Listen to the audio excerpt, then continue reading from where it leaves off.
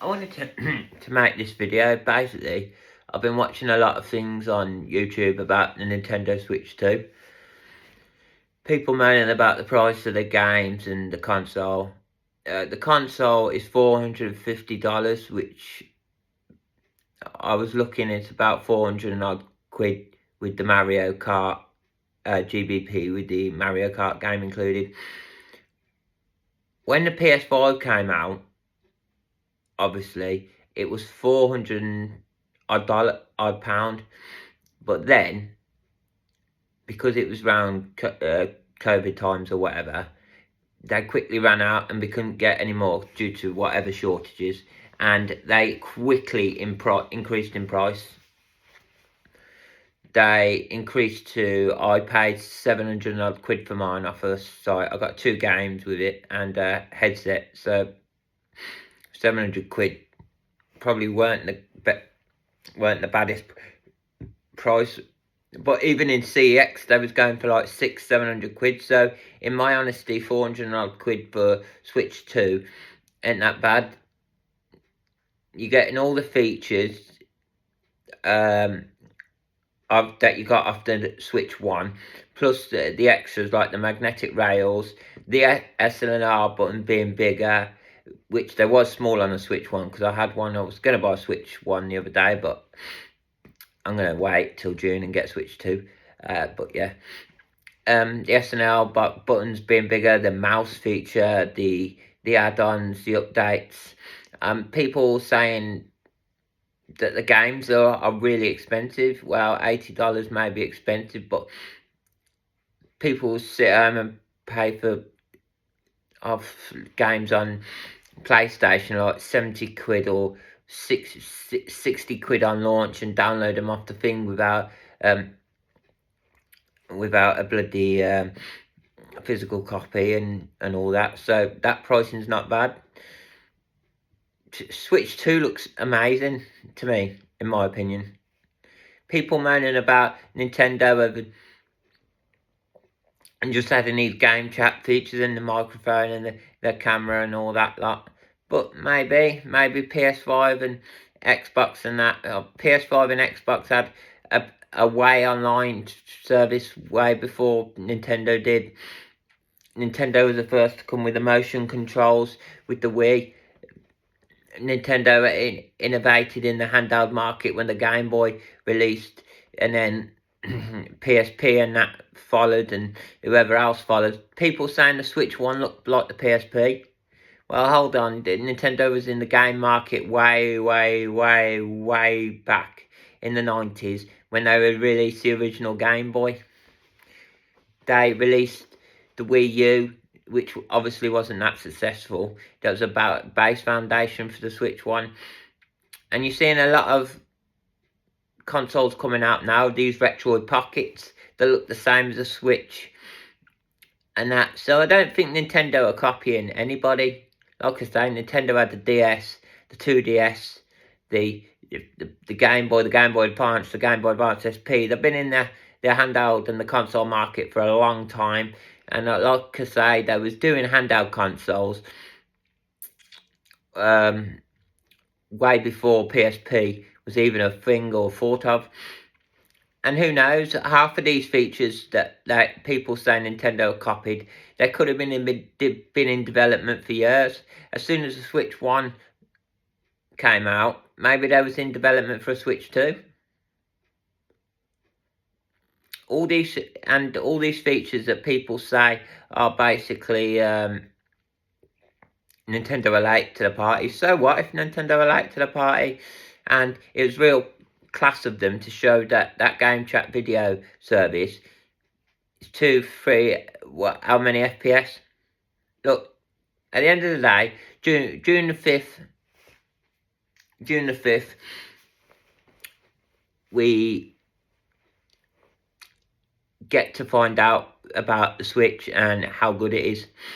Back in the 90s and whatever, when these consoles were released, and it was like £300, £400 or whatever, and there's 16-bit, 18-bit system. I mean, some console prices ago when the companies are paying £2,000 for a PC back in the day, that's like 300 megahertz or 20 mega RAM or whatever. And people are moaning that the Switch is going to cost $450. People was happy to pay scalper prices for PS5, $700, $800. The Switch 2, portable, it's Ultra HD, it's got the exclusives like the Mario, the Donkey Kong. So what? At the end of the day, people are going to buy it, and I'm going to buy one. I don't care about the price. I'll do like I did with my PlayStation and pay it monthly off. People have that option. Or the next best thing for somebody to do, it don't matter how long it takes you, is just save up your money. Unless something drastically goes wrong, the Switch 2 ain't going to increase in price by £300 or whatever. And obviously, the way the world's going, this economic stuff between Japan and America and the rest of it, that's why the prices are going up of games and stuff. Inflation in the world and the country, prices aren't going to stay low unless it gets changed. Maybe in a year or two, the price will go down to near 350 or 300 or whatever. But consoles on release aren't cheap. They never have been. PS5, like I say, I couldn't get one. You couldn't get one for no money. Hopefully they make enough Nintendo Switch 2, because you can only pre-order it if you're invited by Nintendo for online purposes. But yeah, like I say, and $20, people are moaning about that for the online feature. You go on PlayStation Plus, you play Game Pass, and that's like £20. People are paying Disney Plus subscriptions, $12.99 or £26 to Sky for Sky Sports or whatever it is, and they've got Disney Plus, they've got Netflix, and they've got Sky Cinema, and they're paying £40 subscription, £20 or whatever for an online service that gives you access to classic games like GameCube, NES, Mega Drive, whatever. Isn't that bad? And obviously you can play online. Who cares whether Nintendo are behind with these services like online and game chat, and maybe Sony and that were doing it way ages ago, but who really cares about that when Nintendo's catalogue is so good? Legend of Zelda. I'm telling you now, this is the last comment I want to make on this video, but and thank you for listening, but I'm telling you now, all these people that are moaning that they're not going to buy it because it's too expensive, and they're not going to do this and that, not going to do that, well, then people are going to go out and buy it. Whether it's now on release or whether it's a year down the line when it's a bit cheaper, but then people are going to buy it. Because if you love something like Legends of Zelda, Mario, you're going to go out there and buy it. Like, I've just watched a video, and I've forgotten who it was by, but it was on YouTube. Someone's reacting to the Nintendo Direct. And I was like, the price and this, and it's expensive, and what, $80 for a game and all this.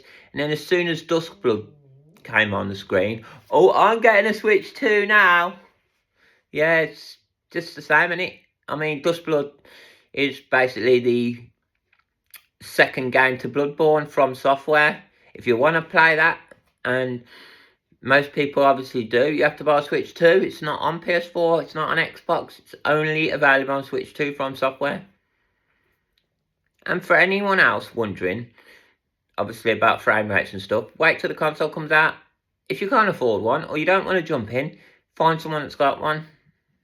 Go in the store, go this, or like I say, do what I'll probably do, and get a 12-month credit agreement for maybe £450 or £400 or whatever. Divide that by 12, £35 a month. Then you're not stumping up the cash in one go. Obviously, if you've got other debts, don't bother. But for me, I can do that. I'm in a job when I can afford to live and survive and pay my rent and pay that £35 a month and get Switch 2. So, thank you.